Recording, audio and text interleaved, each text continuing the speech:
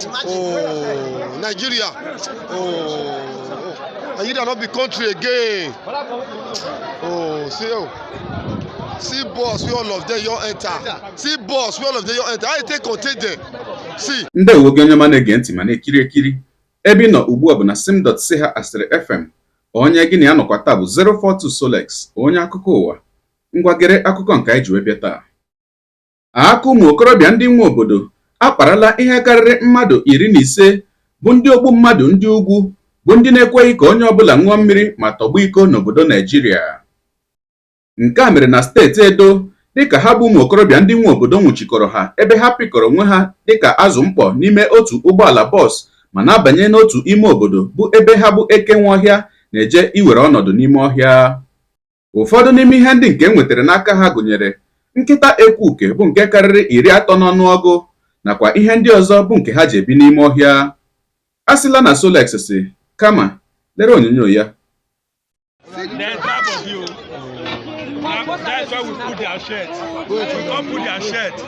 That's why they their body. They that body can't. If this is not happening,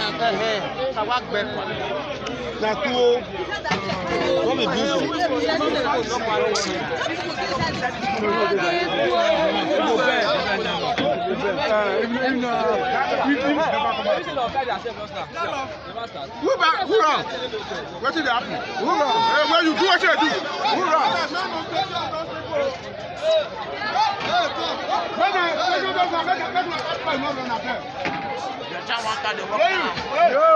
Keep people for bush.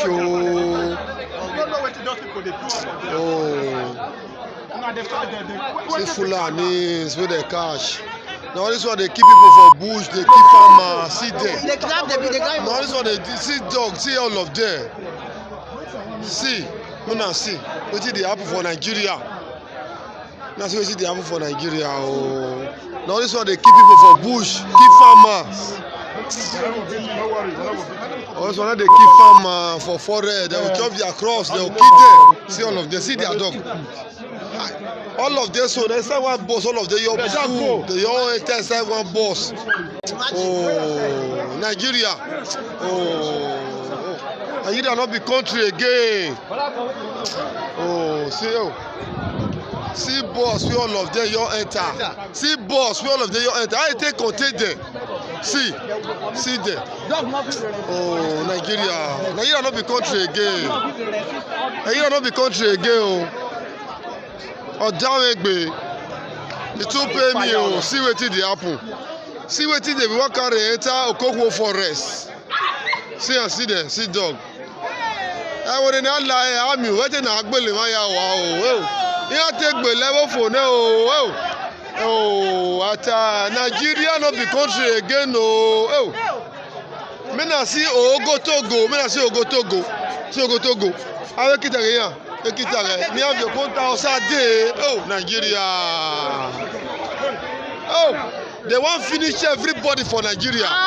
They want kill Nigerians. The Northerners want kill the South. Oh, damn. Ọkụhụla ya bụ ihe onyonyo.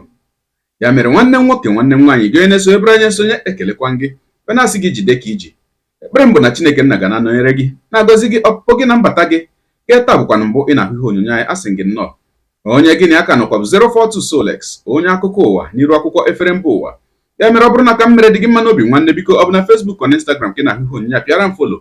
Ọ bụ na YouTube ka ị na-ekiri ya bụ ihe onyonyo pịara m subscribe ya na mgbịrịgba ya n'akụkụ ka ị nwee ike na-enweta ihe onyonyo ndị ọzọ ga na-ewetara gị n'ọdịnihu. Ọ bụ na Twitter ka ị hụrụ ya bụ ihe onyonyo pịara m follow. Ọ bụ na TikTok tikere m follow ma atọ ọkụma Igbo ndị nwe m Igbo mụrụ nze mụọ ọzọ ekelekwa m unu. Onye asị na ọ ga na-adịrị unu niile mma ise ngwanụ na-atụsara m ihe onyonyo a na-atụsara m ya bụ ihe onyonyo na-apịrị maka na share button ya mara gị mma ozugbo onye nke m udo dịrị unu.